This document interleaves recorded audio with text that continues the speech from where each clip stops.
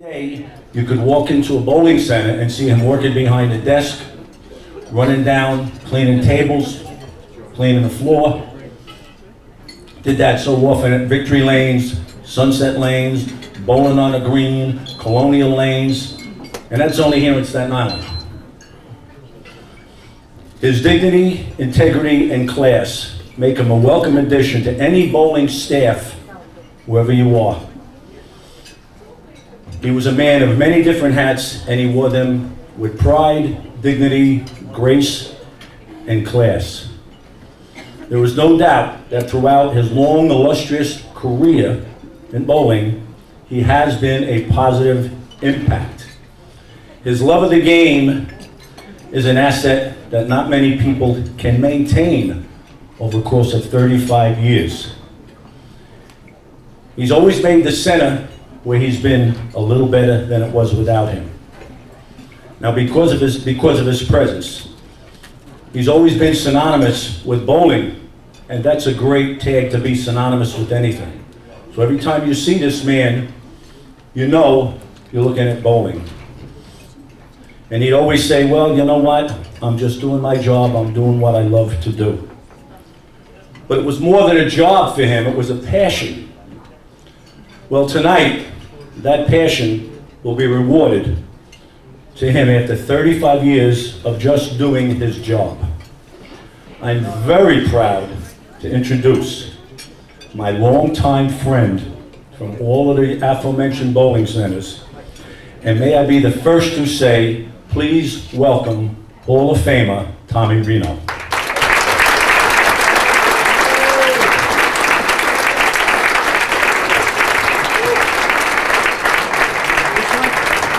It was an honor, my friend. Thank you. Congratulations. Thanks, appreciate it. Thank you very much. Thanks a lot, Don. I really don't know what to say other than ball return on 27. I'm really proud to be here. I'm not really sure I belong.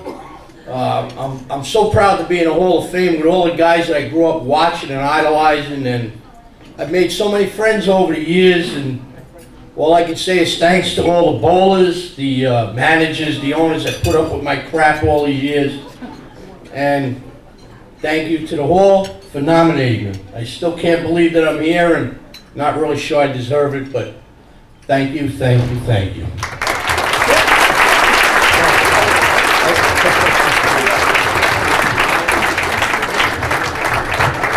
Okay, at this time I'm going to introduce our next presenter, who's going to tell you all about our next inductee, Hall of Famer himself, Rich Maniaci.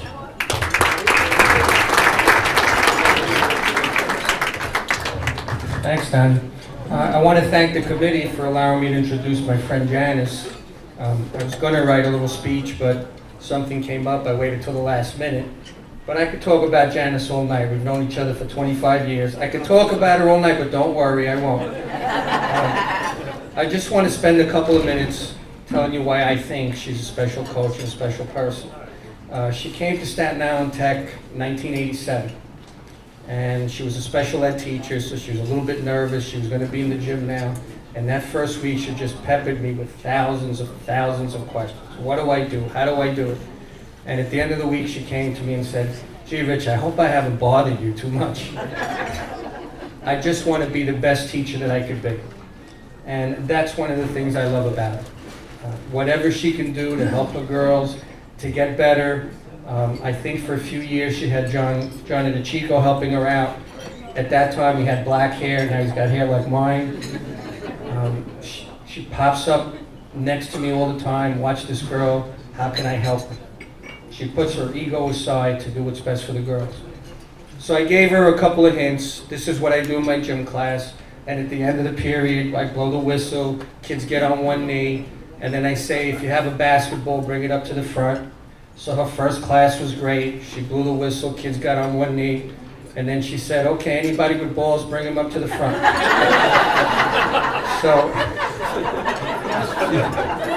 you could imagine what happened. But that's another thing I like about her. She was able to laugh at herself, and she has a great sense of humor. And when you're working with teenagers, you have to have a great sense of humor. Last week I went to see her girls play her last game. I was in the bowling alley, so I stopped by, and they were cheering and carrying on and supporting each other. And it was an exciting game, and it went down to the last ball, and I think it was Tony who was here tonight who got a spare. And they won the game, and they were celebrating, and there were tears, and you'd think they'd won the city championship. Truth be told, it was their first win and their only win of the season. But the point is that her teams for 25 years, no matter whether they're 10-0 or 0-10, that's the way they play. They never complain, they never kick the ball return, they never whine, they always give 100%. And you can't tell, like I said, whether you're playing for the championship or whether they're 1-11 hoping to get their first win. One of the best things that I like about Janice and why I think it makes her so special is how much she cares about the girls and about people in general. I got a call from her at the bowling, I guess it was about 15 years ago, and she said, "Rich, tell the girls I'll be late, something came up." Turns out what came up is she was driving to the bowling alley, and it was pouring rain, it was cold, and she saw this little old lady coming out of ShopRite, pushing all her groceries. So she pulled over to the side and asked the woman, "Can I help you? Do you want to ride?"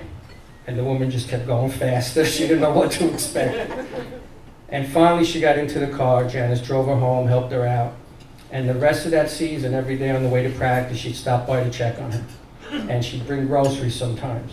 And sometimes she'd even pay her bills. And this went on for years. And that's the kind of person she is. And that's how she feels about the girls. And sometimes she's tough on them.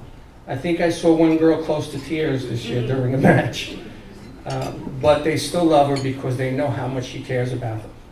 Now, I didn't know they were going to be here, but Tony and Zoe, since you're here, could you come up for a minute?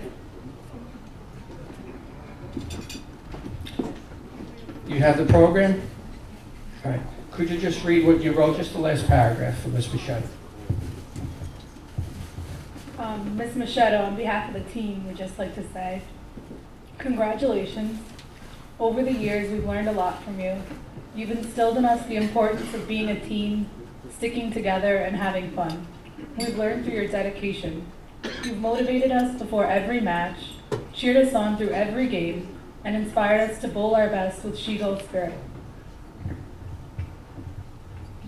You are a great coach who always knows how to make us laugh, an inspiring teacher, and a friend whom we can all look up to.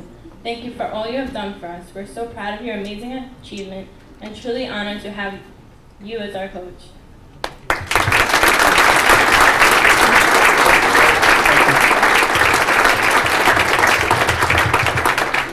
So I'm very proud to welcome Ms. Janice Machado to the Bowling Hall of Fame.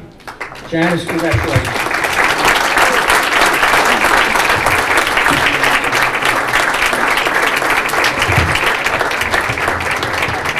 Congratulations, Janice.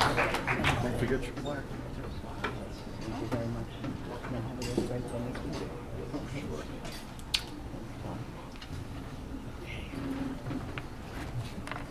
Well, this is the first time I'm going to speak without making jokes, so I'm well prepared. But thank you, Richie, so much. That was very heartfelt. Thank you, girls. I love it. I love what you guys wrote. And I said to them when I first read it that I love stuff like this. It means the world to me. The words that the team put were fantastic. And always know that Miss Machado, when I get older and I'm sitting in that rocker, and I'm crocheting. I said, no, wait a minute, I'll be doing scratch-offs. While I'm doing my scratch-offs, I'll be reading that beautiful sentiment. Thank you. I would like to thank the committee members of the Staten Island Bowling Hall of Fame for considering me worthy of this award. I am both truly honored and humbled to be standing here tonight alongside the 11 other inductees. Thank you, and congratulations to all. I would also like to thank everyone here tonight for wanting to be part of this very special moment. It's hard for me to believe that it's been 25 years since I first started coaching girls bowling. Just last month I said to a colleague, can you believe that there is a sophomore in my dance class whose father I taught when he was a student at Tech? So I guess it must be true. 25 years really has gone by, and I have now officially reached that plateau in life. It's funny though, because everyone always says that they can't believe they got there so fast, but no one ever really explains how they got there so fast. For me, I think it's just because I love what I do. When I first got my license to teach in 1976, phys ed was a closed field. So for the next 8 years, I worked for UPS, making a lot of money, but not really feeling fulfilled. Then in 1984, there was a major teacher crunch in New York City, thus giving me the opportunity to finally do what I believe I was always meant to do, teach. I have been very fortunate to always have been involved in sports. Whether as a ball player or a coach, I have experienced what it truly means to be part of a team. In my youth, I was also extremely fortunate to have been surrounded by great human beings who played the role of coach, and in doing so, left their mark on me and instilled in me many values and life lessons that have stayed with me my entire life.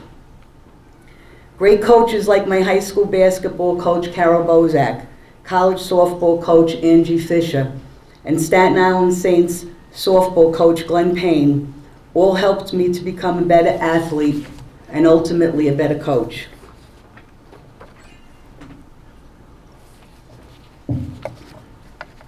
My best experiences and fondest memories have always revolved around being part of a team.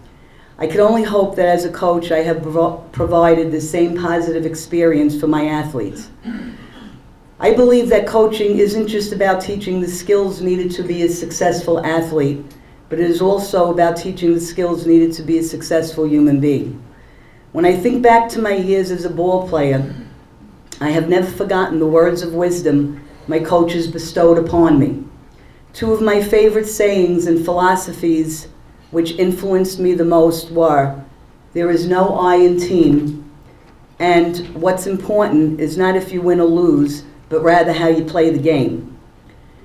Considering the fact that the PSAL in bowling does not guarantee a playoff spot for a team which year after year has ranked 4th or 5th in the city, is in my opinion a great discredit to the efforts and accomplishments of a team. Therefore, building confidence, character, pride, and team unity is not always an easy task for a coach, but one which I feel is most important. Each year I have tried to reinforce to my bowlers that regardless of whether we are considered a strong team or a weak team, what matters is that we are a team, and that we are all working together to achieve the same goals.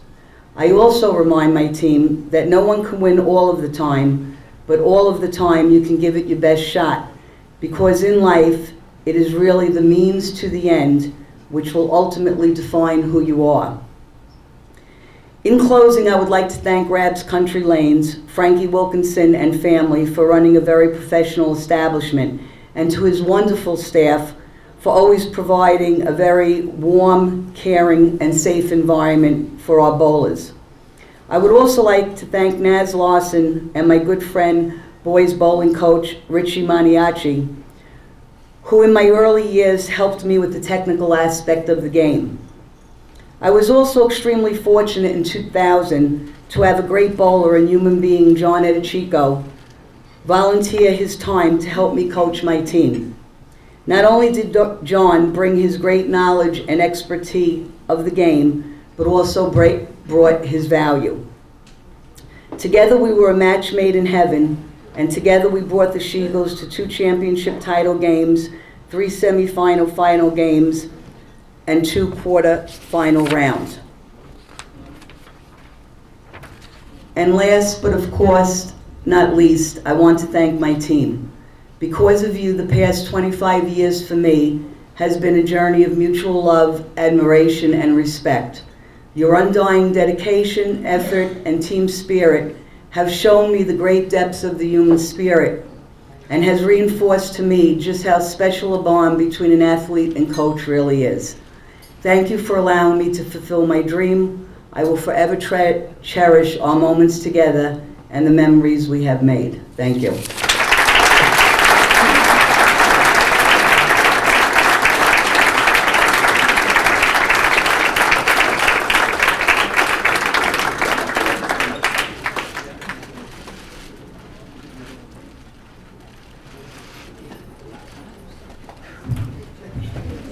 Janice, thank you for a wonderful speech. At this time, I would like to bring up another presenter for another induction. So please put your hands together for Vinnie Lupo.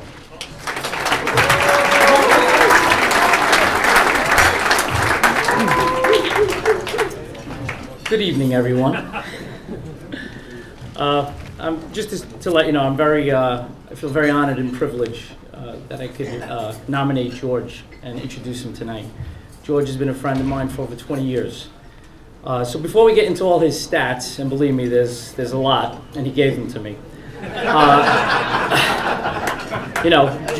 George has accomplished these over 30 years, and the funny thing is, he still tells people he's 30, so I can't do the math, but I don't know.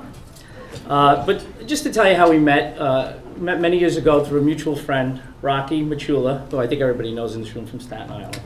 And so Rock says, listen, I got a great guy for you to meet, and we're at a tournament in Country Lanes, and I had just gotten into bowling, and I said, okay, so, George had a girlfriend at the time, I had a girlfriend, and Rock was married. He says, let's all go to dinner, we're gonna meet, and then all of a sudden Rocky got a call, and he couldn't go to dinner, and then, so I said, all right, well, 4 of us will go out, George. Your girlfriend, he goes, no, I'm not gonna go. So, obviously we didn't hit it off too well, but I still haven't figured that out. But anyway, so about a year later, we were at the High Roller in Vegas, and George was staying at the Showboat at a real cheap room with a group of buddies. And the word cheap will come up a little later in the speech, so you get to know George.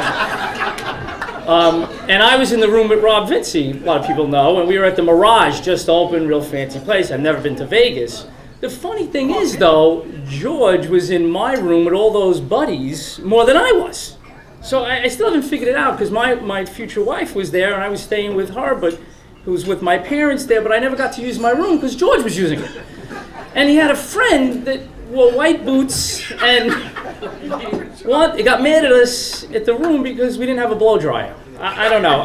So these were the friends George was hanging out with. But the truth of the matter is, we became Rob, my wife, George, my future wife. We hung out, and we've been really good friends ever since. We spent holidays together. We bowled together. I consider him my best friend. He's like the younger brother I never had. Not that much younger, but he's a younger brother. The word cheap, I don't know if that's the right word. Maybe frugal, we'll use that. But that's how you get, you have to know George. But like, for instance, there's one time I slept over the house, my wife and kids, and they slept upstairs, and I slept on an air mattress downstairs. It was in the summer, and I was on an air mattress, and I woke up in the morning. I was covered with sweat. The air mattress, deflated.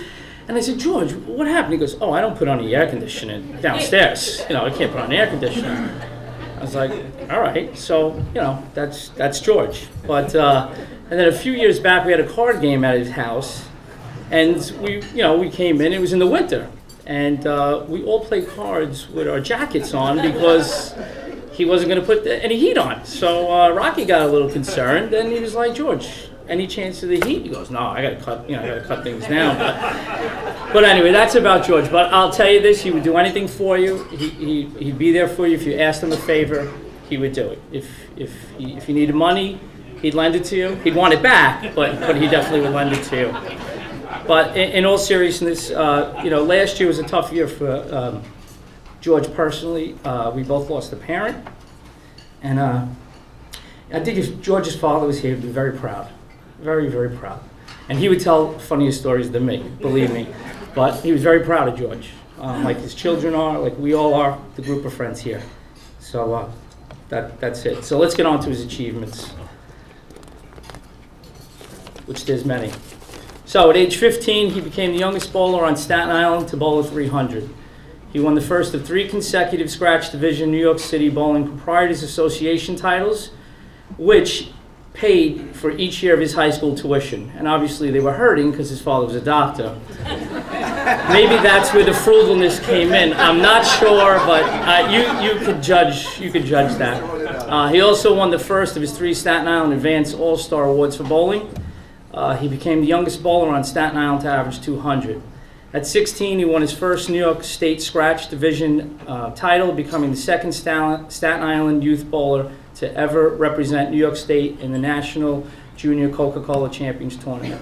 At 17, he became the youngest bowler on Staten Island to bowl an 800 series, 813, along with the 299 game, and the 813 series was the second highest series by a junior in the country that year. He won his second New York State Scratch Division title that year, and nationally he finished in 11th place out of 52. Going to college wasn't the greatest start of his bowling career. He accepted a scholarship to Villanova, but after 2 years, dorm life wasn't for him. He came back, and he got a 4-year scholarship to a little college called St. Peter's in Jersey. Obviously, the family didn't have much money, so the scholarship once again helped great. There he led St. Peter's in average that year with a 225 into the Collegiate National Tournament, where they finished in 10th place and received a ranking of 15th in the country. He won the first of 4 of his academic All-American awards. For the next 3 years, St. Peter's became a fixture amongst all the college teams with a ranking of number 2 in the nation. He led St. Peter's to 3 more collegiate national tournaments, with the team finishing second in his junior and senior year. In junior and senior years, he made second team All-American along with his academic All-American awards. Currently, as an adult, he is a 6-time winner of the Staten Island Singles Classic along with a second place finish. He's bowled over 3,300 games along with more than 20 between 296 and 299. He's bowled over 10 800 series, his highest being 828. This year he'll be defending 3 New York Jersey titles, the Monmouth County Masters Tournament, team in doubles, along with the New Jersey State's team titles. So ladies and gentlemen, now introduce my best friend, George Gratello.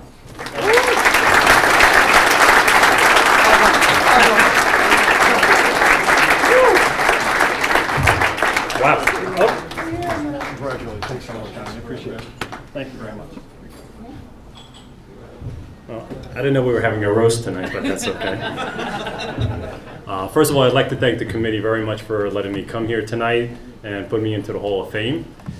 It's especially a big honor that Johnny Petraglia is handing the award over to me. I had the opportunity this year, not last year, we both bowl in Monmouth County.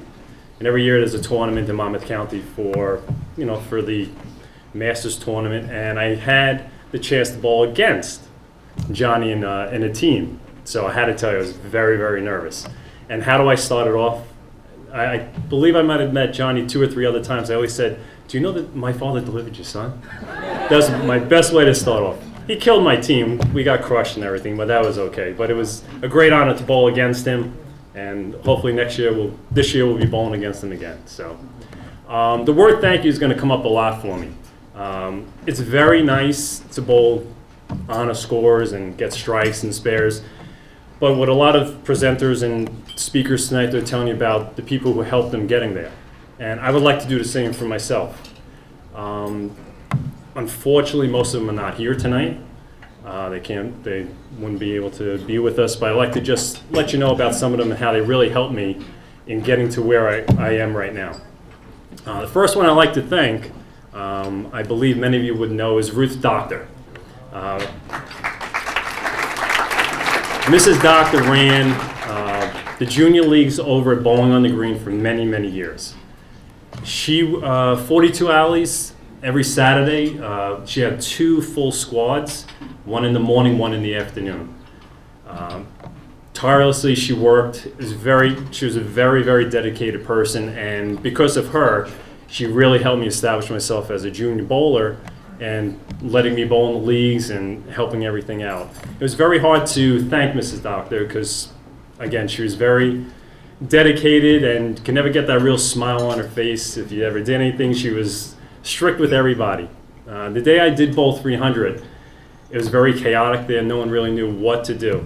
And so I finally knew I did something good for her, because after everyone was excited and congratulating me, I finally got to see Mrs. Doctor. So I come up to her, I give her a hug, and she was crying. So at that point, I knew I did something good for her, and it was sort of a way of thanking her for all the hard work and the time that she just did for all the juniors there. She treated everybody the same. If you bowled well, it didn't matter. The next week, as a funny side note, Mrs. Doctor had one thing she'd never liked anyone do is to sit on the seats. If you're gonna sit there, you gotta sit down, don't put your feet up on the seat. So who's sitting on the seat next week with their feet up is me. Mrs. Doctor was probably on alley 40, I think I was on alley 5. All of a sudden I hear from there, George, get those feet down. So that was Mrs. Doctor for me. The next person I'd like to thank, hopefully a lot of you didn't know him, was Jerry Lons. Mr. Lons didn't run any of the leagues, but what he did every day is I used to go practice every single day. When I was started at age 15 all the way through high school, I was at bowling on the green every single day. And who was there with me? Mr. Lons. He helped everybody out. It didn't matter who you were. If you averaged 200, if you averaged 100, he would help you out. He took a lot of time, stood with me, did anything that I wanted to do. If I would stay there from 2 o'clock to 6 o'clock, Mr. Lons would stay. So again, I would like to thank him very much for being there. Ironically, with Jimmy's tournament, I love Jimmy's tournament obviously, the first year that I did win, who do I meet in the final match but Mr. Lons' son? Mr. Lons wasn't there at the time, but I got to bowl against Mr. Lons, and even though his family was back there, and they said that they had a root for their son, they were all cheering for me also, because they knew how much Mr. Lons would enjoy if he was here. So luckily I came out on top that year, and I'm sure Mr. Lons was proud of both of myself and his son. The next person I would like to thank is someone who put up with a lot of nonsense from me, but he stood with me, he didn't care, was Rab. Rab drilled all my bowling balls as I was growing up. He had his pro shop on Lincoln Avenue. It was a time when the pro shops weren't in the alleys, so you had to go to the pro shop in order to get to your ball. Rab didn't care, I was there all the time. He would take any suggestions that I have, which usually didn't make any sense to him. He would just yes me to death and just do what he had to do. He was a great man. When I graduated from law school, I had Rab come with me because I wanted him to share that moment with me. And when he opened up his first bowling alley, his bowling on the green, he was very, very proud, and I was glad to be there the first day for him. So I miss him a lot. He was a great inspiration to me. I didn't get to see him bowl that much, except when he was in the later stage of his bowling, when he was an adult, and I had a great time. He took me on one of his first, in one of my adult leagues, one of the first times I was going to bowl. He asked me to bowl with him, which I thought was a great honor too. I miss him a lot, and I do thank him very much for putting up a lot of stuff with me. Not to be too long. Two other people I'd like to certainly thank.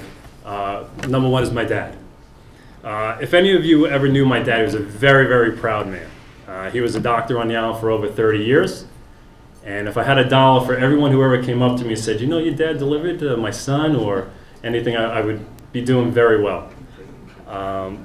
My father did not get the opportunity to come see me too often when I bowled because he did work on the weekends. It was very, very difficult, but I'll give you a funny story from my dad. If you know me, you really appreciate this story. One time I was, I believe, waiting to bowl in a tournament at Donnie's, and it was over at Country Lanes. This is the old Country Lanes when all there was smoke. So as soon as you walked in, the smoke was there. And my father liked to be dressed up. Every time he went out, he was, unlike me, with jeans and t-shirt, that's fine, always in a suit. So he didn't get to the bowling alley too often in those days. So he decided one day to surprise me. And he came to the alleys, and he saw me, and we were waiting because our time, the tournament didn't start yet. So as we're just talking in the back, him and I, all of a sudden, everything stopped. Someone on the alley collapsed. So my father and I are looking at each other like, wow, this doesn't look good. And someone yells out, is there a doctor in the house? Whoa. So I look at my father like, wow. Like, I don't know, what do you think? He's like, oh, I don't know. So as we're standing there, again, my father's all dressed up. He's ready to do his rounds in Staten Island House. But he came for a half hour just to come watch. That's all he wanted to see me bowl for a little bit. So we're standing back there as everyone's, mowing. Then someone yells out, there's Dr. Cotello. So now I turn to him. I'm like, Dad. He's like, oh. He's like, okay. So my father goes down to the alleys, and he's going to try to help out to see whatever he can do. So as he gets down there, he's kneeling down. Again, he's all dressed up in a suit and everything. Someone yells out, he's a gynecologist. Don't let him help him, he's a gynecologist. Woo! So now my dad, so now his face, he's like, oh. So he stays there, he tries to do what he can. So he comes back up. So I said, Dad, I said, what do you think? He goes, no, he goes, the man passed away before I got down there. I was just trying to see if I could do something. I was like, oh, I said, okay, that's too bad. So he turns to me. It was a nickname for everybody. He called everybody Herbie. So he turns to me and said, Herb. He goes, shakes my hand. He goes, I'll see you later. I said, what are you going to do? You're not going to hang around? He goes, Herb, that's the last. I won't be here again. And in his suit, walked out, went right down to Staten Island Hospital, and that was the end of my dad's bowling days for me. Last but not least, I'll make this as short as possible. I have to thank my number one fan was my mom. If anybody knew me bowling in high school, my mom was there. If you ever talk bad about me, my mom was there. If you ever talk good, she was there. My mother was the person that, when she gave me all the dedication I could do. My father had the professional, he was professional. I got to see the hard work that he did, but my mother was the backbone of everything. She had 3 boys, she had 3 guys in the house between my brother, me, and my father, which was a lot to put up with. A typical example of my mother was that when I was in 8th grade, as the public schools have a bowling league, I was going to go to St. Joseph by the Sea.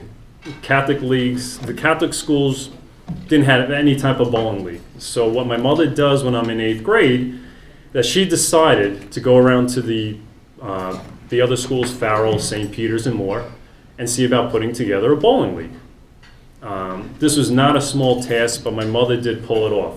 And my mother started the Staten Island Parochial League. What she did by doing that, and another person I like to thank who's not here is Joe Laverty. Joe Laverty was a Staten Island bowling. Oh, way to go, Jake. Joe, okay, I'm sorry. Joe, I didn't see it, and now I'm going to congratulate you. You didn't even know. Joe was the Staten Island bowling writer at the time when I was in high school, and because of Joe, who used to write a lot of articles about myself, was great to me. Based upon a lot of these writings, I got noticed by colleges, which helped me again get the scholarships that my family needed. And he was great about it. And the story I wanted to say was an article that Joe wrote. Joe wrote an article not about myself, but about my mother. And he was interviewing her, and he was discussing how, when he was bowling in high school, where was someone like Linda Cretella? And as he was mentioning as he was writing about her, the one question that he asked her, which always stuck with me, and anybody who knew my mother would know the answer. He said, Linda, he goes, so why do you do all this? What's this all about? She goes, Joe, and he said, she never got paid a dime. She just put in all the time that she could. So he said, Linda, why do you do this? She goes, well, I like the kids, but let's face it, I do it for my son.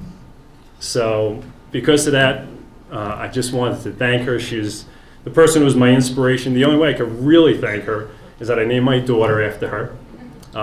Unfortunately, mother, when she passed away 17 years ago. And a lot of people talk about, the worst thing in the world is if a child passes away before you do. And as close as I was to my mother, I have to say I'm not sure if that's true, because when my mother passed away with me, it really changed my world. It was very difficult, and she would be very proud today. So in my honor of naming my daughter, I was very happy to do that. Unfortunately, she never got to see her or meet her, along with my son. So I'm here to say thank you very much for all the people who I just wanted to thank. Again, thank you to everybody here. I have my son Alex here, who's about to start his freshman bowling year. I hope he has as much fun and meets as many great people as I have with bowling. Thank you very much.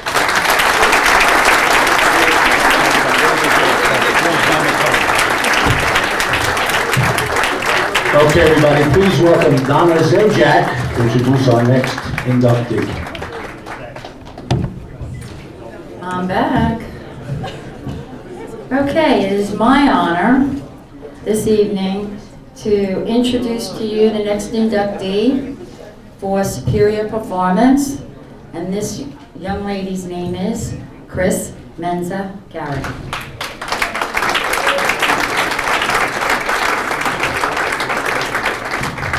Most athletes start off very early in life in a sport that their parents or themselves feel that they would enjoy and hopefully become decent at, with the possibility of winning some scholarship money to use towards a college. They hope to become good and excel in a sport that they can continue into their adult life. Well, Chris did not start bowling until she was an adult. It was one of those things that a friend suggested to her that the two of them join a weekday ladies' morning league to get out of the house, get away from the kids, meet some new people, have some exercise, and basically just have some fun. That started Chris on her way in 1982 to becoming a premier bowler as the years rolled on. When she first started, there was no coaching, no lessons, just instinct and natural ability. Those beginning years found Chris with averaging only in the high 140s, 150s, and she decided she wanted to become a better bowler with some competition. So she progressed into evening leagues. 1987, she started with another additional night and then adding 2 more, so she was bowling 3 nights a week. She bowled whenever she could sub, and she would do anything to bowl on a team in competition.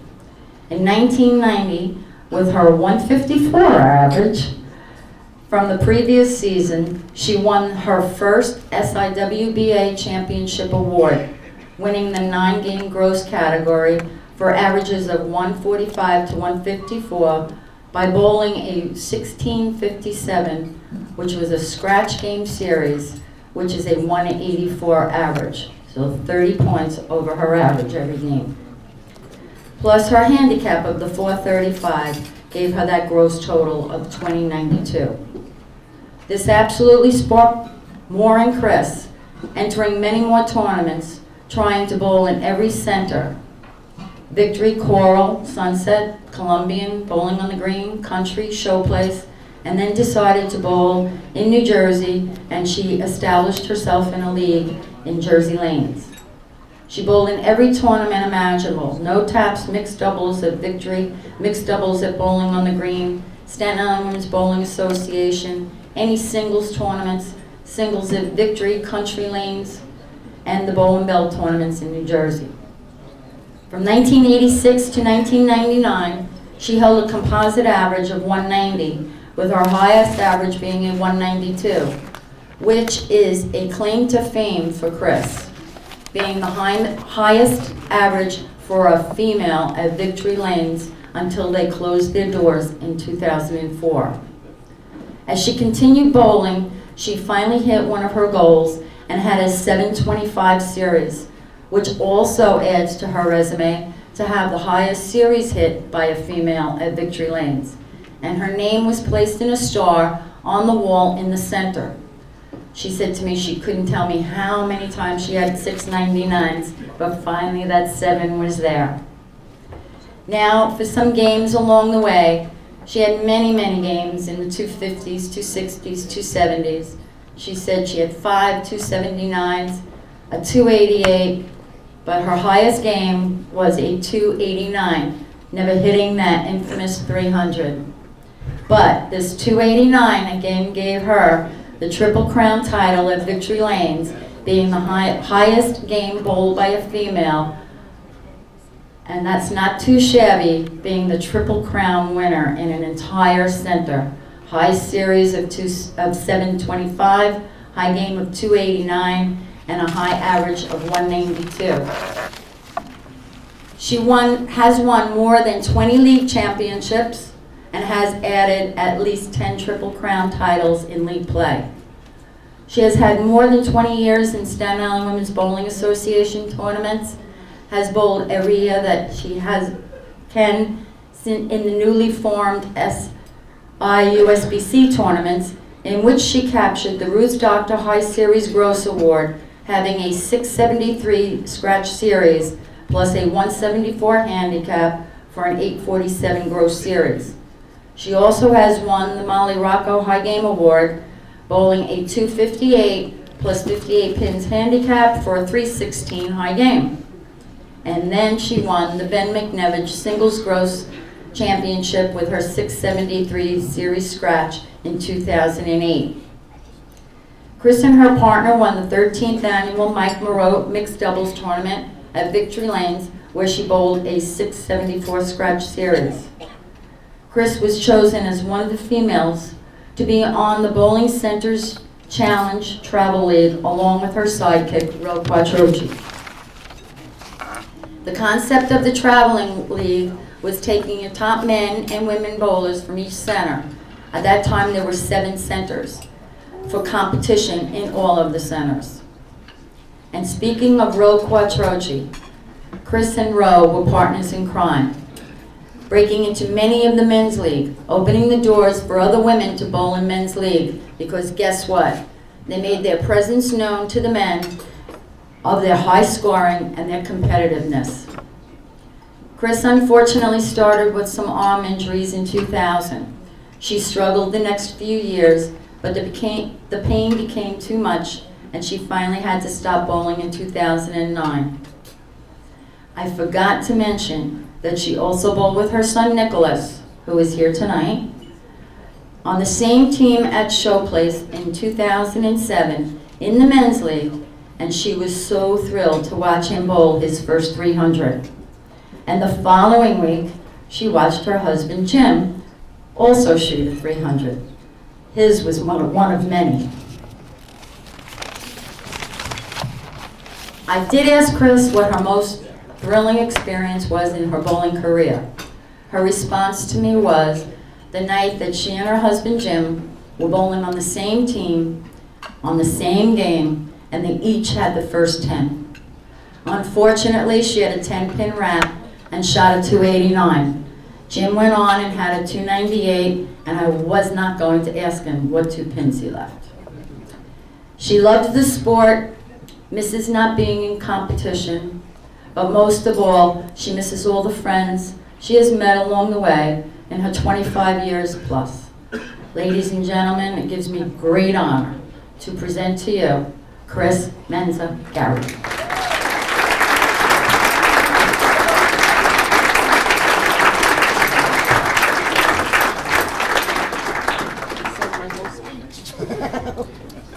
Thank you. Congratulations. Oh, thank you very much. I'm not very good at speaking, but Donna just said my whole speech.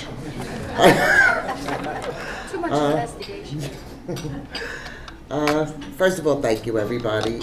It was, when I started bowling, I just wanted to meet people. I was never into competition.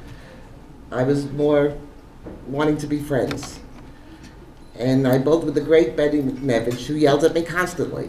Because I was always talking to my partner, I was down the other lane. I was never where I was supposed to be. As Donna had said, my greatest honor, besides all my accomplishments, I can't talk about myself, was the night my son shot his 300. He never liked bowling, but yet he was so good at it. And I could tell you I was such a proud mama. 2 weeks later, my husband shot 300. And I couldn't believe that. 2 weeks later, Nikki shot another 300.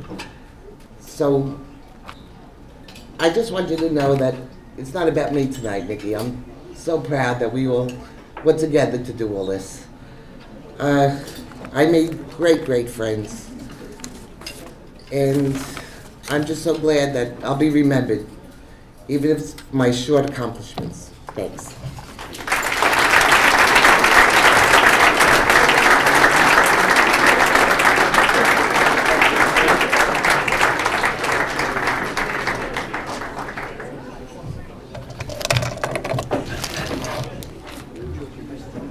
Very Very nice, Chris. Thank you very much. Okay, I would like to introduce our next presenter,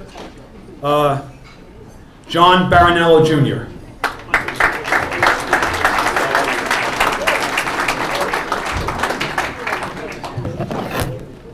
Good evening. Thanks, Chico, for the kind introduction.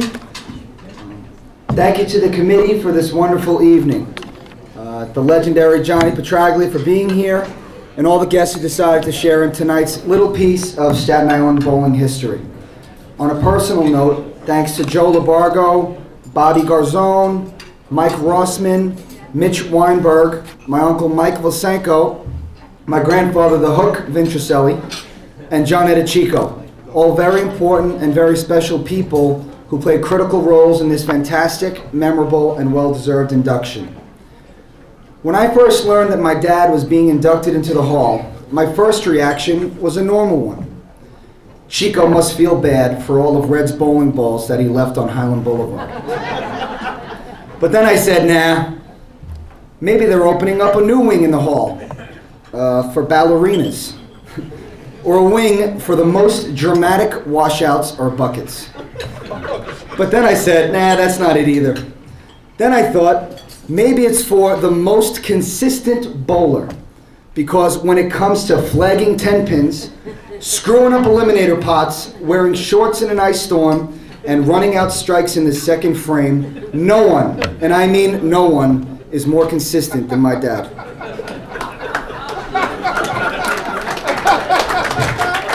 So I said, that's not it. For the sake of time, I'll skip all your accolades, all right? So, still trying to figure out how and why my father would deserve such a prestigious honor, I thought it would be prudent to ask some other great bowlers and friends for their input. Johnny Petraglia. Who the hell is Red Barinello? Gene George. That guy hasn't made a 10-pin since 1984. I asked Frank Baguetta, Mike Rossman, his teammates, Larry, Alan, Mike, and Brian, and some of his friends from Bowling on the Green like Carbo and Joe Albanese. Unfortunately, for moral and politically correct reasons, I cannot repeat anything that they said. All joking aside, here's why I think the committee is proud to extend an invitation to my dad as a member of the 2011 Hall of Fame. The Red Baron is one of the most recognizable, personable, athletic, talented bowlers ever to hit any of Staten Island's great lanes in any of its houses. He was the top qualifier and winner of the 1993 Singles Classic. And now winning the Classic is not an easy accomplishment. Off the top of my head, I can't think of anyone that's won it more than twice.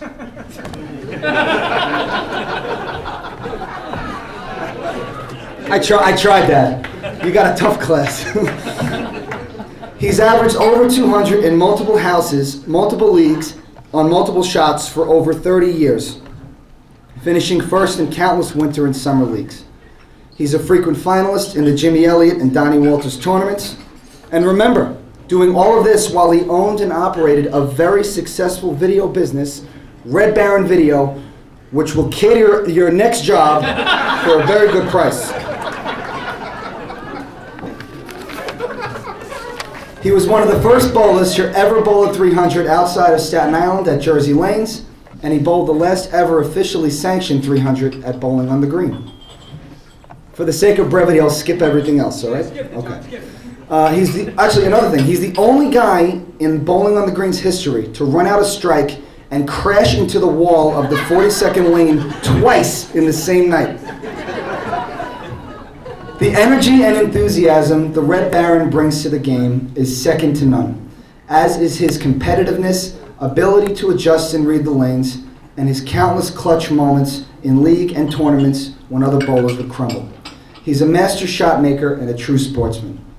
Most importantly, and I'll end here, the friendships, laughter, and respect for the game he brings week in and week out is remarkable. Quite simply, Red makes bowling fun. I know he will accept this honor tonight for all of those he's bowled with, including the Hook, my Uncle Mike, who is his best friend, but most especially and importantly, his dad, the Hammer, who's smiling with Georgie Bones in heaven right now, as proud as any father could be and eating homemade pizza. So, on all their behalfs and with great pride, the one and only and one of you new inductees to the Staten Island Bowling Hall of Fame, Red Baronello.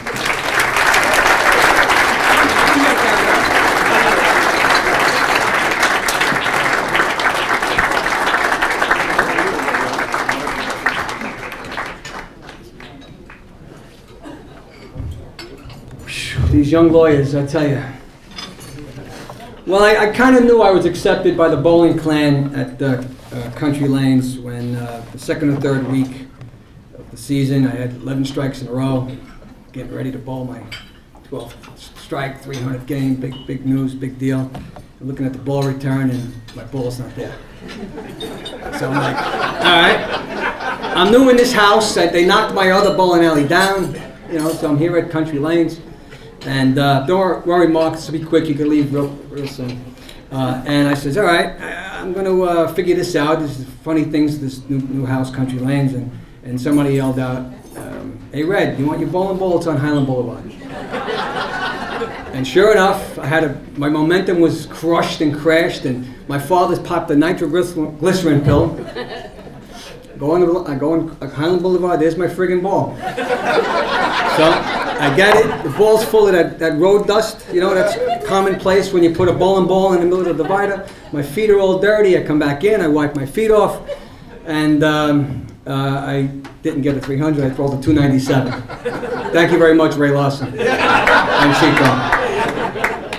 But I would like to thank 3 people tonight, my wife being the first, and Bobby Capitelli being the second, and the EPA, yes, the EPA. No, that's a Rick Perry moment. That's not going to happen here because I put a couple of notes. Thank you, John, very much for that. Tonight, I have to say I'm very humbled. I'm very humbled being honored by the Staten Island Bowling Hall of Fame. When I got the envelope, I didn't open it for a couple of days because I thought you guys wanted money. Okay? I said, "What the hell do you want me in this Bowling Hall of Fame thing?" Right, Dennis? You can't believe I'm here, right? Be honest. Be honest. Be honest. Okay. All right. But I think this is recognition of my kind of style of play, competing to win. All right. I like to win, but I like to have fun. I like to be surrounded by my friends and family. I like to wear shorts, and I like to run around when I bowl. And I think it's been accepted now, not only by the country guys and girls, but by the greater bowling community. And I thank you for that. I am deeply, deeply touched and very, very thankful. And I mean that very sincerely. I'm also deeply touched and thankful because when I think about bowling, I think about the legendary teacher, Jerry Lons. Okay? Jerry Lons selected me to be one of his kids also back in the early 1970s. And after his passing, I bowled with my son in a tournament, and it was a touching moment because we didn't win the tournament, but we got to get a trophy with his name on it. So I thought that was pretty cool, fast forwarding all those years later to bowl in the honor of such a great man and score a trophy with my son, with Jerry Lons' name on it. It's also in 1974, when I think about bowling, learning that your new girlfriend's father was the great Vin the Hook Truselli, who at the time had the high average in Staten Island, which was about 198 compared to my 168, all right? And he actually took up where my bowling lessons ended with Jerry Lons, and the Hook took me under his wing. And he taught me how to adjust for different match and lane conditions. He taught me when to breathe and inhale and exhale when I was releasing the ball. But my coolest memories of bowling with the Hook were winning a summer doubles league in Roselle Lanes, when I replaced the great Herbie Walker, the man who some credit with creating the blocked shot at Bowling on the Green. Then in the early 80s, bowling against the Hook for the first time inspired me to bowl my first 300. In a game that featured my father collapsing from chest pains, and the blaring headlines that Mr. Joe Laverty wrote the following week was that Vin Truselli quiets his future son-in-law, Red Baronello, as the Hook returned the compliment by bowling his first 300 game against me the following week. So I thought that was a pretty cool play there. He then came out of retirement a few years back, and we won a summer league at Country with my son against a team of Country's highest average bowlers who all bowled with the opposite hand. All right? It was a handicap league. And he and the great Johnny Police, another thing that they taught me, was they taught me how to read the lanes for the oil by looking at the lane sideways. They had this thing where Johnny would say, I could see the oil. Can you see it? It's in the middle tonight. Look at it. Turn your head this way. That was Johnny Police. Bowling to me is also having the pleasure of meeting some really class acts. And there's a lot of you here. And some of you are acts. And some of you are class acts. Some of you are in the Hall of Fame and some of you are not. A couple of people that really stare out at me is, I have to say, Joe Cal. Joe, a class act. Bobby Sack, Mitch Weinberg, Rob Vinci, Jimmy, the tournament director, Elliot. There's a whole bunch of names. I don't want to read all the names I have penciled marked, but I have to mention Frankie Perola. He's one of the guys I really respect and have a lot of admiration for that man. Gene George, who keeps record of all the spares I miss a night. Thank you, Gene. I appreciate that. But it's also bowling with great guys like Johnny Carbo Carbonello. Where is he? My man, Johnny Boy. For over 30 years. Now, I've seen Johnny Carbo miss a lot of spares. A lot. He takes his glasses off, he stamps his foot. I've seen that a lot. But I've yet to see him in a bad mood, right? Never in a bad mood. Or without the latest equipment, right? Okay? Or anything less than a kind word for anyone. The guy's another class act. All right? Also bowling to me is meeting my buddy Mark Farrell's father, Jim. I'll never forget this. He would leave the bowling alley on a Thursday night while I was coming into bowl, and I had my game face on, and I'm thinking I'm going to, crush this team and win 3 games. And there's Mark's father coming out. I say, hey, Jim, how'd you do? I don't know how I did. I just had a good time. I had a couple of beers, and I'm bowling with my boys. I don't even know if we won a game. And it taught me a lot about team spirit. Also, a memorable quote from his wife, Debbie. Say hi, Debbie. We just came back from Mexico together, a little vacation. All right, not with Debbie and I, my wife came also. All right? And it was a funny thing that she came to see us one time, and I told Debbie, I said, there's no more scratch leagues, it's all handicap leagues. So Mark understood that, because Mark's a professional bowler. And Debbie says to Mark, what's wrong with all these people? So Mark says, why? Because John says they're all handicapped. So I says, it's okay. No, it's just a handicap league. Frankie Baggs Baguette, another guy I have to make note. Some of you don't know, I lent Frankie Baggs my bowling ball over the summer league one year. And I says, Frankie, I need the ball. Montalbano's are starting in a few weeks. Yeah, Red, when are you not home? I said, I'm not home on a Wednesday night. He said, I'll leave it in your front porch. So he left it me on Wednesday night. The ball's in the front porch. I take the ball to go bowling on Thursday. The friggin' guy redrew my thumb hole. All right? So these are my buddies that I hang out with. All right. Of course, I have to mention my great medical team. I come with the medical team. He has a legal team. I've got a medical team. It's comprised of the legendary orthopedist Dr. Mark Sherman, who on several occasions put members of my family and countless friends back together so that we can all bowl again. All right? And who, after taking off my son had a cast on his hand, and he told him, John, you can't bowl for about a month. And as he said that, we left and we went to bowling on the green. John bowled his first 300 that night, okay? So Dr. Mark Sherman is not aware of the great healing powers of bowling and how great a doctor he really is. I'm also here, part of my team is the great chiropractor Dr. Jay Gorigula, sitting right there, my son's father-in-law. The man who just fixed my sciatica problem. I've heard a couple of sciaticas mentioned here. He's the man who fixed your sciatica. All right? But also, he's a good luck charm. He came one night to get a ball drilled and he's bowling the game, and sure enough, Sonny Boy over here bowled a 300. So Dr. J got to see his future son-in-law bowl a 300. Another member of my medical team is my daughter, Nurse Jennifer Baronello. Jennifer, say hi. Okay? Who took years to recover from the consistent beatings that the great and late Bobby Hannell would bestow upon me in the finals of Jimmy's New Year's singles tournaments. Okay? When she would come to watch me bowl as a little girl with her big sister Julie, the mother of my twin granddaughters, thinking that if I won this tournament, I would take her friends, and half the school to Disneyland, okay? And Bobby consistently, and this guy did too, consistently shattered her dreams, okay? But again, on a sad note and a serious note, we were all saddened by Bobby's untimely passing.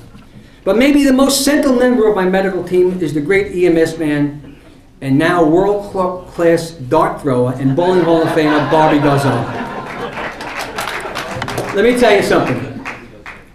Some people, when entering a building, would always look and be aware of the fire exits, okay? When coming into the bowling alley, when I was holding my father, I would always need to be aware of where Bobby was, okay?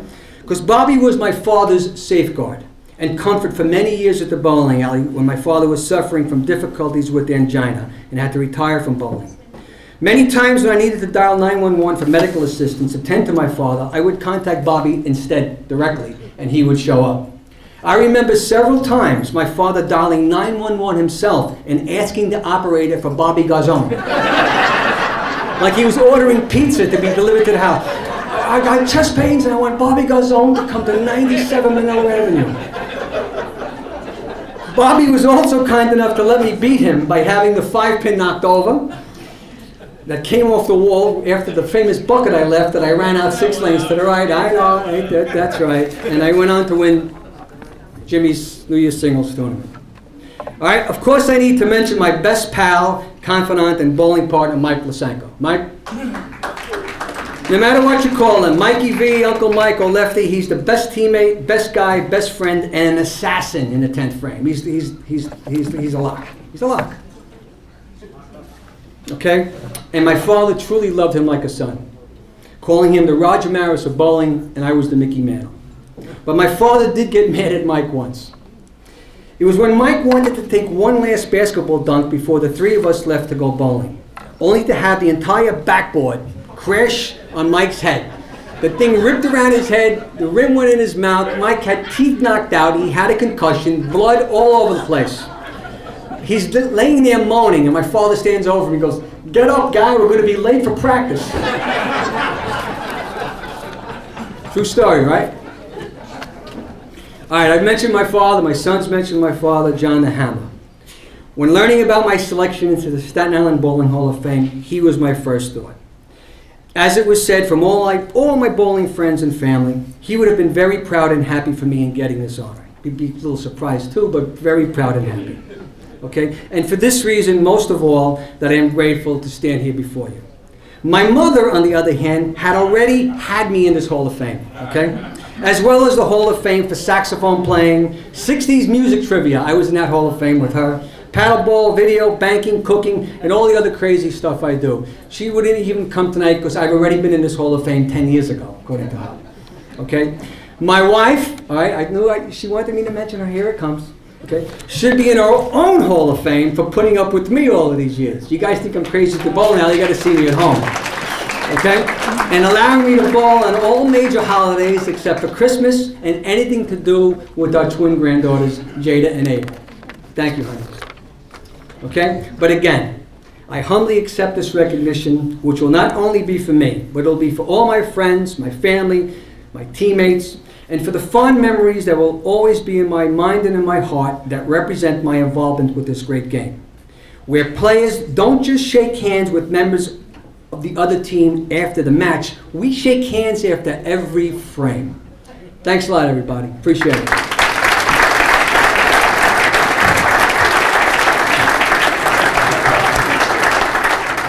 Before Donna comes up here, I'd be remiss if I didn't mention some people in the room, and I apologize for this, but also I would like to recognize some Hall of Famers who are here tonight. So please stand up and take a bow. Frankie Perello at table 1. Roy Barachel and Penny Clinton at table 13. Bobby Satch, table 16. Also at the same table, Elsie Belloc. Great to see you, Elsie. Same table, right next to Donna Van Horst. The 2 partners in crime over there, Mitch Weinberg and Bobby Garzon. And last but not least, Tony Ciaffale. Thank you. Okay, now here's Donna. Okay. My good friend, someone that I worked very closely with during the Staten Island Bowling Association days. It gives me great honor to introduce Ro Quattrochi as an inductee for superior performance.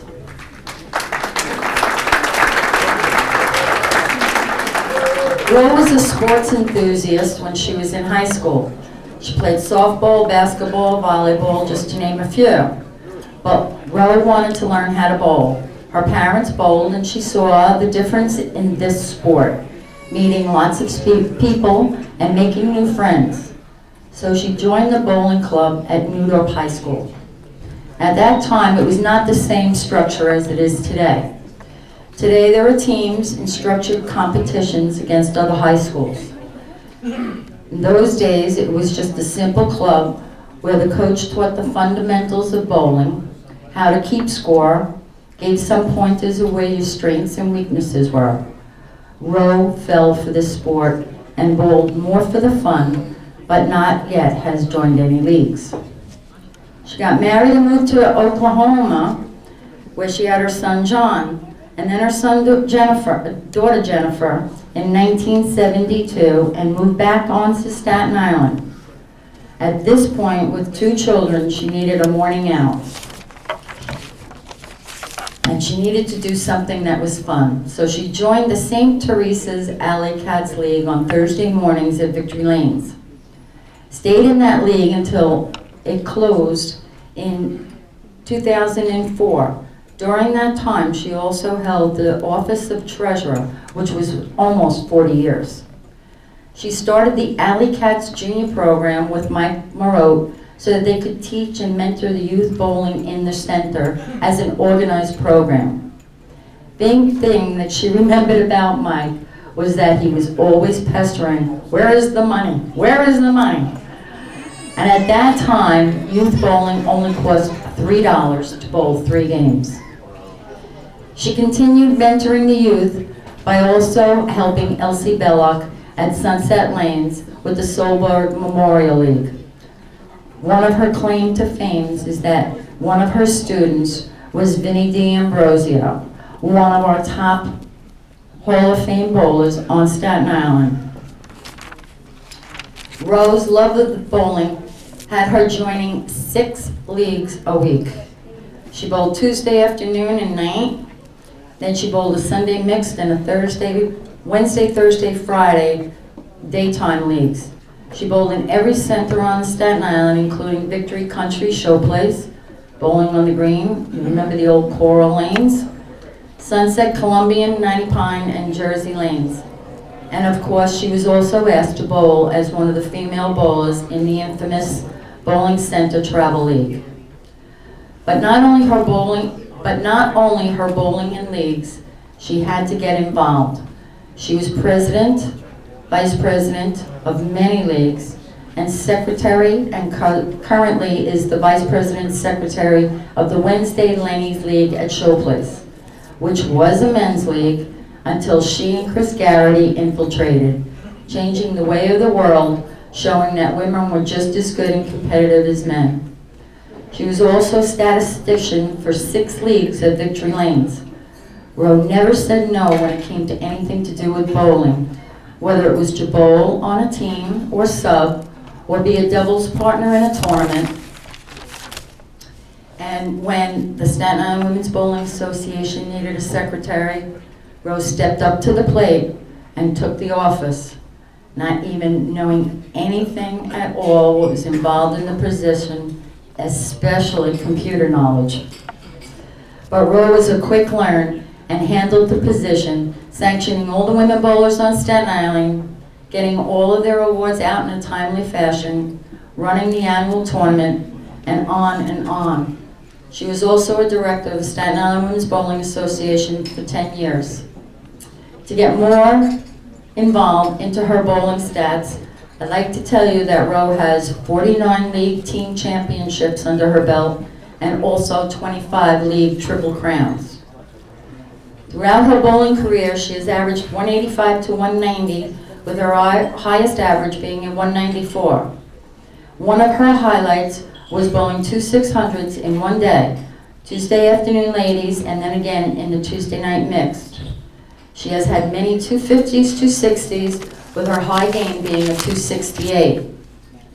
In 1995, Ro captured the title at Victory Lanes of being the first female to shoot a 700 series.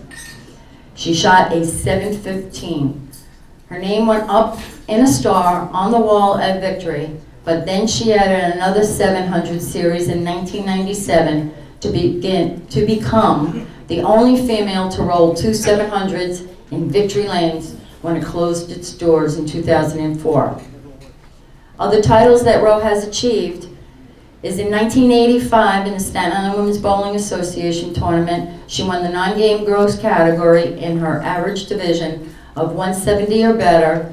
And then again in 1997, she was on the Victory Lanes team, winning the team gross title with a 25-38, along with Lynn Smilowitz, Joan Grabowski, and her good friend Lori McAuliffe. Roe bowled a scratch of 647 to achieve that title. She's gone into all tournaments that were available to her, including the 600 club tournaments, the Michael Moreau mixed doubles, of course the Staten Island Women's Bowling Association, the Staten Island USBC, Jersey Lanes Summer Classics, and many more to mention. And that she has bowled in every center on Staten Island for over 40 years. And she has cashed more often than not. Rose's biggest thrill for herself was her 715, but she said that the most exciting bowling thrill was when she watched her boyfriend Don Annenson shoot his first 300. He was so much in shock that he fell on the floor and just laid there, and everyone was just hysterical. Roe and Chris Garrity have teamed up together for many, many years. So it turns out that if one of them had high average, the other one had second high average. If one had high series, the other one had second, etc., etc.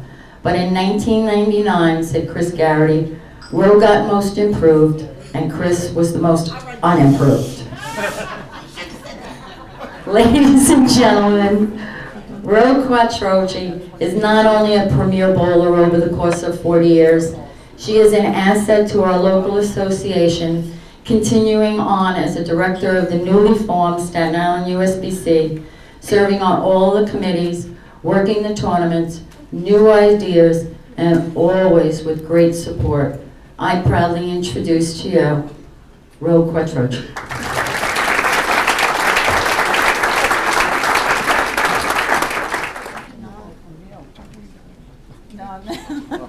Thank you.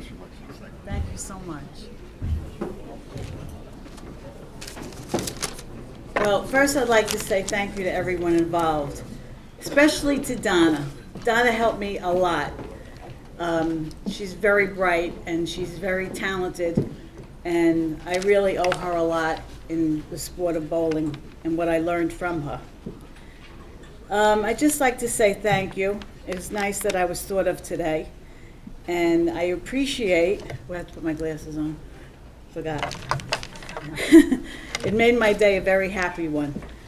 I really enjoy the sport and the competition of bowling and all the wonderful friends that I met along the way. I know you heard all this before, but without bowling, where would we all be?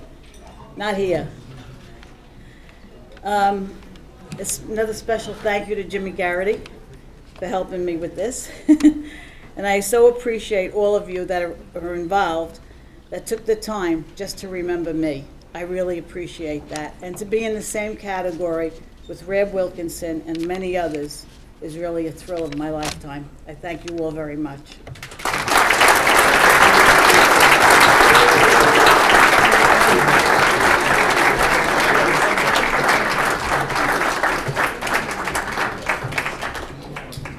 All right, and last but not least, I would like to bring up another Hall of Famer, and I didn't mention him before for a reason, because he's going to come up into the last presentation, Joe Laverty.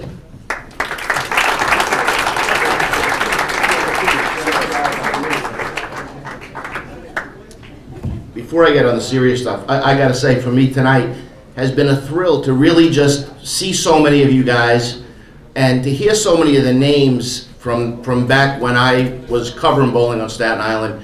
It really, the memories, and I never realized how funny you guys were. Why weren't you this funny when I was writing? I would have had a lot more material. And George scared the hell out of me. I thought I missed it. George, I wasn't here tonight. I thought I missed it, I thought I missed my big chance here. And then when he realized I was here, I was a little worried about that too, because it would have been like being at my own funeral and him saying stuff about me when he didn't think I was here. But anyway, the real reason I'm here tonight, and I'm very honored to do this, is to present the Ben McNevich Award for Lifetime Achievement to one of the finest individuals, and I mean that sincerely, that I've had the pleasure to call a friend for many, many years. Our McNevich winner has had his share of challenges in life. He became a single parent very suddenly in 1981, and raising 4 boys alone can be a daunting task. His plight got even more complicated a few years later when he was forced with the choice of moving to the night shift at his job at General Motors or lose his job. And really that was no choice at all, because it would have meant leaving his boys home alone at night. But it was the way he handled life's hurdles, staying positive and upbeat, never complaining about how tough he had it, that I truly admired and learned from. And just another note, just a few days after Veterans Day, I just want to also note that Donnie served our country in the armed forces from 1968 to 1970, rising to the rank of Staff Sergeant 5, an accomplishment of which he was very proud and should be. But his true pride comes from his role as father, brother, and son. Indeed, family has always come first for our honoree, and bowling, or as he often puts it, the great sport of bowling, has been a close second. From the time he walked into Knotty Pine Lanes as a 13-year-old in 1961 and bowled a 55, he was hooked. Knotty Pine became his home away from home, first as a bowler with a thirst for mastering the sport, and soon as an employee with a passion for serving the people. He went on to be quite an accomplished bowler, averaging in the 190s when that was among the top league averages, and rolled his share of 700 series. But it was what he did off the lanes that truly defined him. He worked at a number of bowling establishments in these parts. After Knotty Pine, there were stints at Colonial Lanes and the Green, and he also contributed in many other ways, not the least of which was as a longtime statistician to the Staten Island Blind Society League, and as president of the Sunday Morning Classic League for 45 years. About 11 years ago, he took a job at Maple Lanes in Brooklyn, where he has been serving the bowlers and promoting the sport as only he can, with the same vigor for which he has always been known. Mostly, though, he has been an innovator of events that have kept bowlers' appetites satisfied over the last few decades. There's a Staten Island Bowling Club, which moved from center to center and concluded with the Tournament of Champions. The Staten Island All-Star Bowling League for the elite bowlers on Staten Island.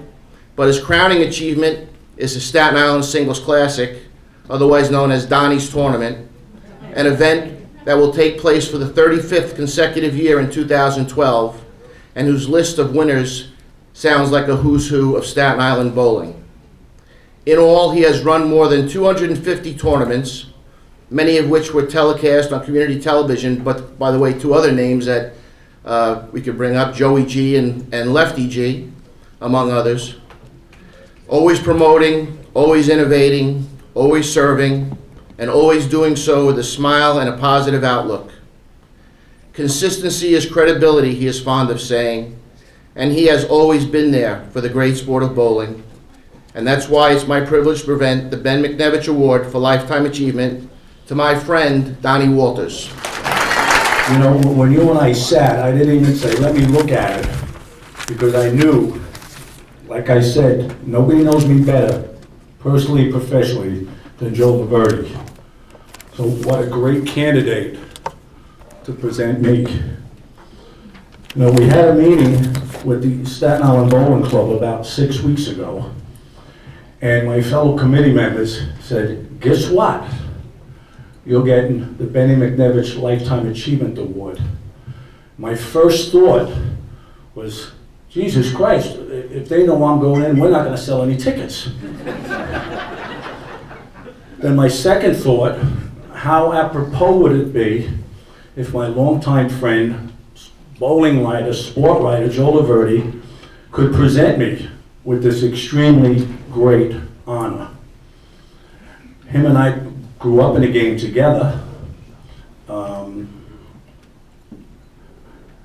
And so he knows me very well, although I'm a little older than him. Well, probably a lot older than him, and there's really not much I can say because Joey basically summed it all up very beautifully. So what I thought I might do, I think I might just think out loud and reminisce a little bit over the course of 50 years. Wow, what a trip, I have to tell you. It's true. I walked into Knotty Pine Lanes in 1961.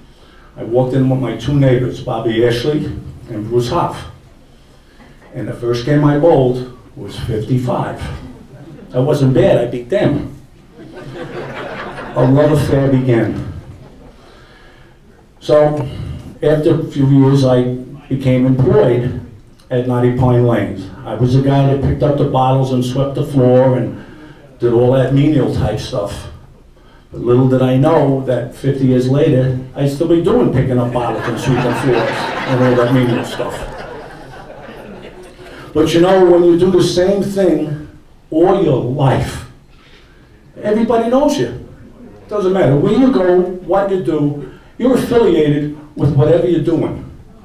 And I'm pretty damn proud of that. You know, it's been a love affair, and I'm so humbled today, I can't put it in words, not only to bear the name of Benny McNevich, who I had the honor of inducting or presenting in the Staten Island Sports Hall of Fame, but all the predecessors that received this award before me. Jimmy Elliott, the guy that set the standards so high for league tournament play here in Staten Island. Jimmy, everybody's indebted to you. Ray Lawson, Richie Maniaci, June George, I mean, all of these names, people that I respect, people that I admire. And I never dreamed of being in the Hall of Fame. We never had one back then. I was just doing what I really enjoyed to do. When I turned 17, I joined the Sunday Morning League, Knotty Pine Lanes. We had 16 teams, 5 bowlers on a team. I sat behind the front desk. I collected the pot. $1 scratch, 50-cent handicap. Guys like Newfie Agnello, who's in our Hall of Fame, was one of the guys that I always looked up to. Never had the pleasure of bowling on his team, but you could learn so much from a veteran as a young kid.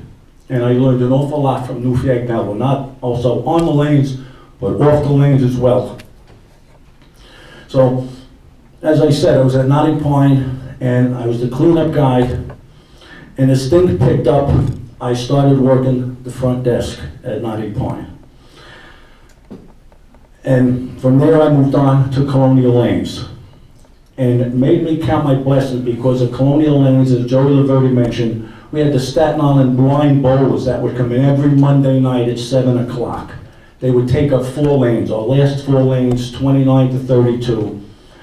And to watch these amazing people bowl, just incredible, with no eyesight at all. They certainly were gifts and made me appreciate everything that we do have. So people go through life complaining about, I can't make the 10-pin, I can't win with this guy. Count your blessings for what you have, even if it's an inspirational thing like a blind bowler bowling. So for the first 20 years of my bowling career, I was very competitive. Maybe I was, maybe I wasn't one of the better bowlers on Staten Island, but my attitude was kick them when they're down. In 1981, I learned a whole different world, a whole different kind of bowling. I learned that bowling could be not only serious, but it could be fun. 1981, I became a single parent of my 4 children, 2 are with me tonight.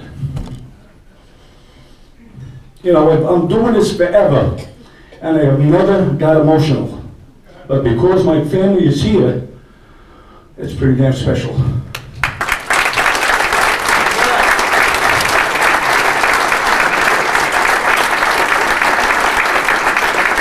Bowling became my escape, my refuge.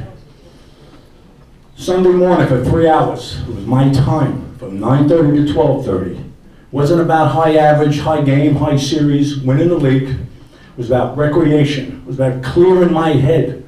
Because I know when I got home, still had to get the homework done, had to get the kids ready for school, had to cook dinner, had to ride around to the babysitter's house to drop my youngest son off. So your priorities changed drastically. But for that 3 hours, I was where I wanted to be, doing what I wanted to do. The Sunday morning continued for me until 2008, when we moved to Show Place Bowling Center. I mean, Sunday morning was like a nomad league. Wherever I went, so did Sunday morning.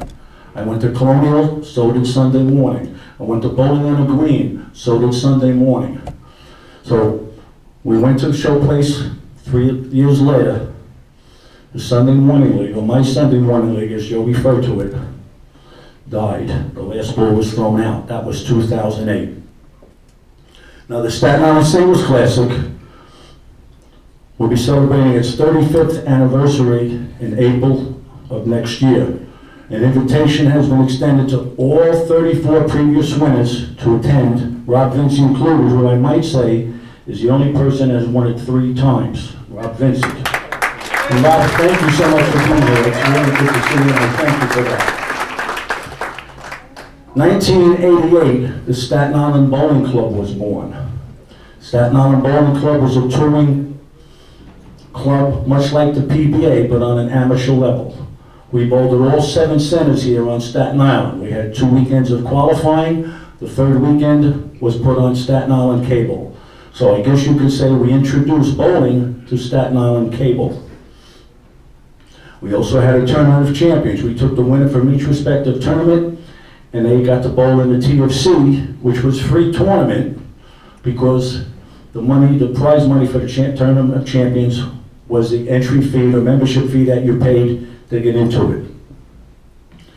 So that's just a brief reminiscing, because I know time is very short and I could go on forever, but everybody knows I'm a man of few words. So one thing I'm very, very proud of is the longevity factor of being involved, doing what I love to do. And here I stand before you, very humbled.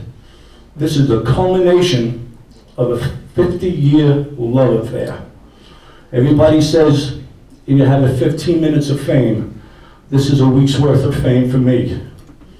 So yes, I will definitely accept the Benny McNevish Memorial Lifetime Achievement Award. I will accept it with pride and appreciation. I will honor it and respect it as I do the game of bowling. I promise to live up to the great expectations that come with having this prestigious event bestowed upon me. I also accept it in the name of the Walters family, who is here with me. I have one of my two brothers, Russell and Kurt, are with me. My brother Ray is convalescing. My thoughts are always with him. My brother Ron is in North Carolina. I have my 2 oldest sons with me, James and Donald. My other 2 sons, David, is in Kentucky with 4 of my grandchildren. And my youngest son, Vincent, is in Florida with my grandson and my granddaughter. My nephew, Michael, is here with Tammy. And of course, I think most of you people probably know Nora. So yes, I thank you all very much. I promise you I will not tarnish the image that comes with this wonderful award in behalf of the one and only, the great Benny McNevish. And I could go on forever, but I leave you with this thought, the same thought I told everybody end of my cable show: go bowling, it makes you feel like you like to. So God bless you all, and God bless America.